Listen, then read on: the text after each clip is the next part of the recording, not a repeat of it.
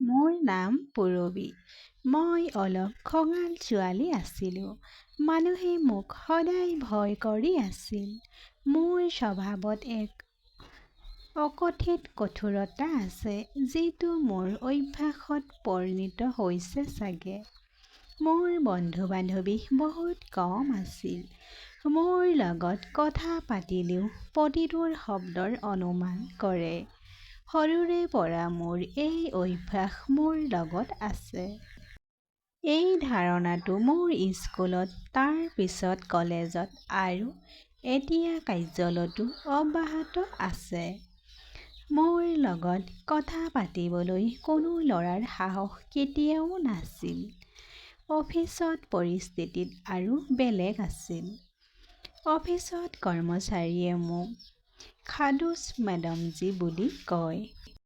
মই জানো তেওঁলোকে মোৰ পিঠিৰ পিছফালে এই কথা কয়, কিন্তু মই কেতিয়াও হৃদয়ত লোৱা নাছিলোঁ। মই ভাবিলোঁ, ঠিক আছে, নিজৰ কামত মন দিয়ক, এইটো ঠিকেই কৈছে। কিন্তু অফিচত মোক ভাল পোৱা এজন মানুহ আছিল। তাৰ চকু দুটা অনুভৱ কৰিব পাৰিলোঁ। অৱশ্যে তেওঁ আগবাঢ়ি আহি একো ক'বলৈ সাহস নাপালে। অফিচৰ কোলাহলৰ পৰা মই ইতিমধ্যে গম পাইছিলোঁ যে তেওঁ মোক ভাল পাবলৈ ধৰিছে। কিন্তু মই তেওঁক সদায় আওকাণ কৰিছিলোঁ। হয়তো মই কেতিয়াও ভাবিব পৰা নাছিলোঁ যে কোনোবাই মোৰ ওচৰলৈ আহিব পাৰে আৰু মোক ভাল পাব পাৰিব। তাৰ পাছত এদিন তাৰ সংকোচ ভাঙিবলৈ চেষ্টা কৰিলোঁ। হয়তো সেইদিনা তাৰ ভিতৰৰ মানুহজন সাৰ পাই উঠিল। সেইদিনা অফিচৰ কৰিডৰত মই অকলে আছিলোঁ। হঠাৎ আহি মোৰ সন্মুখত থিয় হ'ল। মই তেওঁৰ ফালে চাই মোৰ একেটা কঠোৰভাৱে ক'লো, কি হ'ল কোৱাচোন? অলপ অস্থিৰ হৈ পৰিল সি। খৰখেদাকৈ ক'লে, নাই নাই, একো হোৱা নাই। মাত্ৰ কিছু কাম আছিল। পাহৰিলোঁ। মই তেওঁৰ ফালে চকু ফুৰাই ক'লো, তেনেকুৱা কথা কোৱাৰ আগতে 10 বাৰ ভাবি চাবা, বুজিছানে? অসহায় হৈ সি তাৰ পৰা আঁতৰি গ'ল। ইয়াৰ পিছত তেওঁ আনকি দূৰৰ পৰা মোৰ ফালে চোৱা বন্ধ কৰি দিলে। মই বেচেৰাৰ সাহস ভাঙি পেলালোঁ।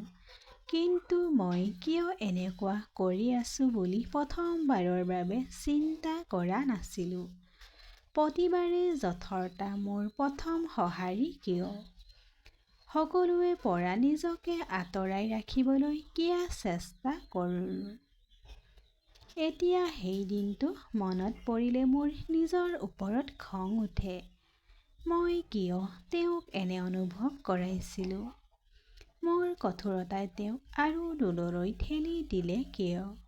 সঁচা কথা ক'বলৈ গ'লে এতিয়া তেওঁৰ চকুৰ বাবে অপেক্ষা কৰি আছোঁ। কিন্তু এতিয়া তেওঁ বহু দূৰত থাকে। যেন মই মানুহ নহয়, আন কিবা। হয়তো মোৰ ভুল হৈছে।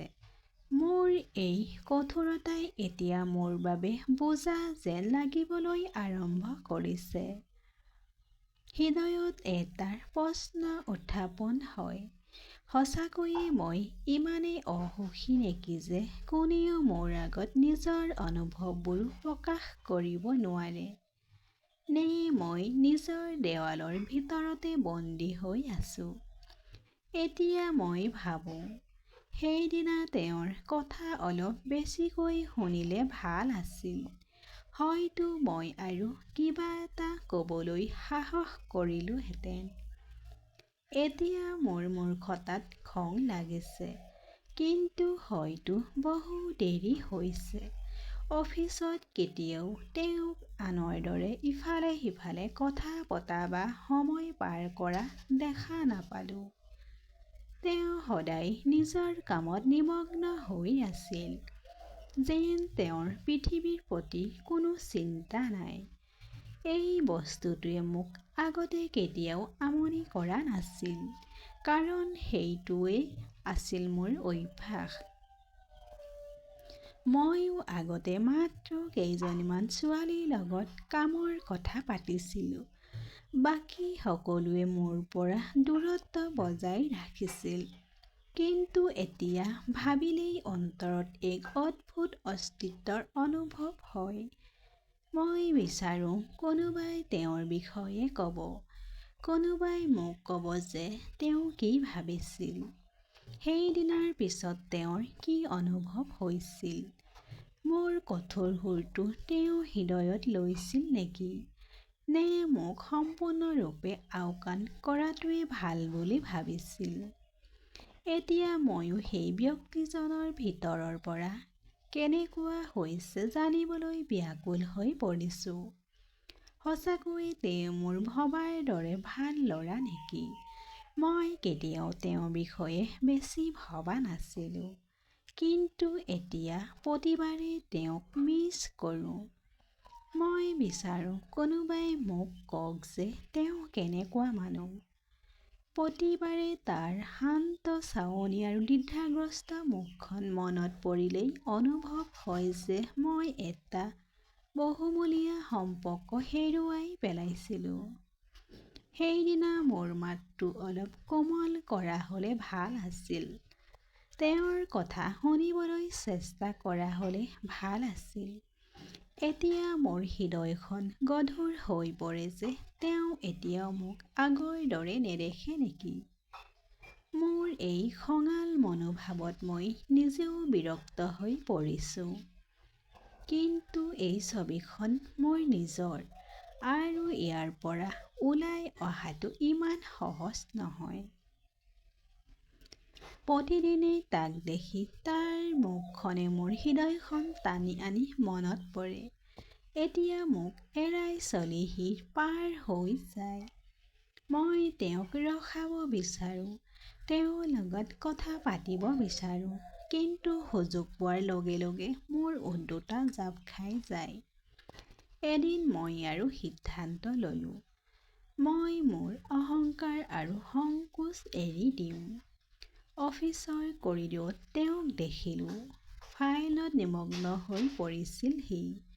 মই মোৰ হৃদস্পন্দন শান্ত কৰি সাহস গোটাই লাহে লাহে তাৰ ওচৰলৈ গৈ হাঁহি এটা মাৰি ক'লোঁ, হাই। সি আচৰিত হৈ মোৰ ফালে চাবলৈ ধৰিলে। কেইমুহূৰ্তমানৰ বাবে যেন সময় বন্ধ হৈ গ'ল।